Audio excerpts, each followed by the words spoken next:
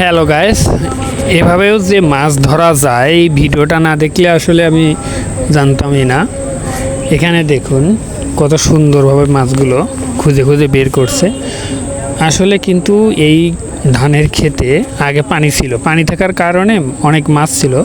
যখন পানি শুকিয়ে গেছে রোদে, তখন কিন্তু মাছগুলো যাওয়ার মতো জায়গা পায়নি।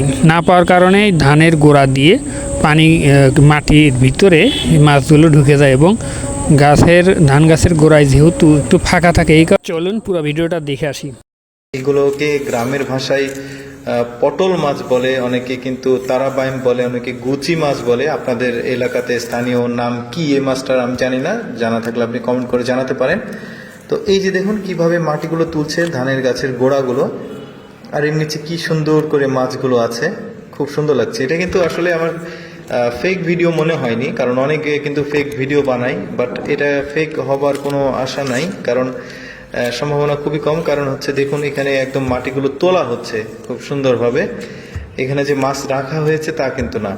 আর যারা গ্রামে বসবাস করে তারা কিন্তু খুব ভালোভাবেই জানবে অ্যাকচুয়ালি এইভাবে কিন্তু মাছ থাকে।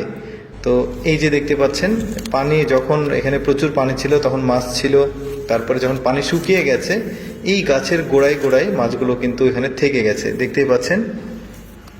এখানেও মাছ আছে, হয়তোবা একটু তুলতে একটু গভীরে আছে, তুলছে। এই যে দেখতে পাচ্ছেন এই মাছগুলো কিন্তু খেতেও খুব স্বাদ। মানে এইগুলো কিন্তু এই গ্রামের বাজারগুলোতে পাওয়া যায় মাছগুলো।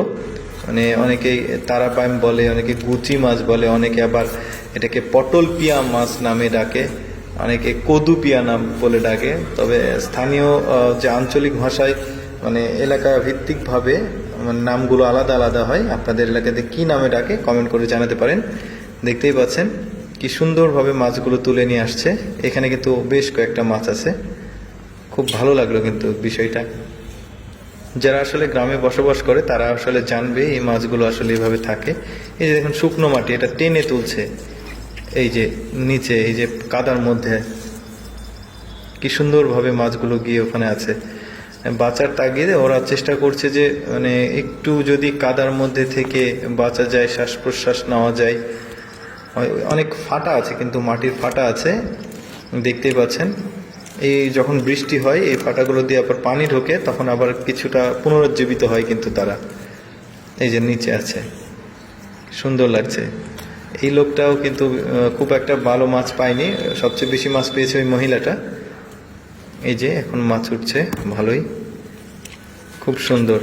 ও মাছের খনি তো এটা, দেখছি প্রচুর মাছ। ওরে বাবা, দারুণ লাগলো, এখানে অনেক মাছ আছে। তো আপনারা কি এর আগে কখনো এরকমভাবে মাছ ধরা দেখেছেন কিংবা নিজে ধরেছেন? যদি ধরে থাকেন কিংবা দেখে থাকেন অবশ্যই কমেন্ট বক্সে জানিয়ে দেবেন। আর আমার ভিডিওটা যদি ভালো লাগে আর রেগুলারলি এরকম ভিডিও যদি পেতে চান অবশ্যই আমার চ্যানেলটা সাবস্ক্রাইব করবেন।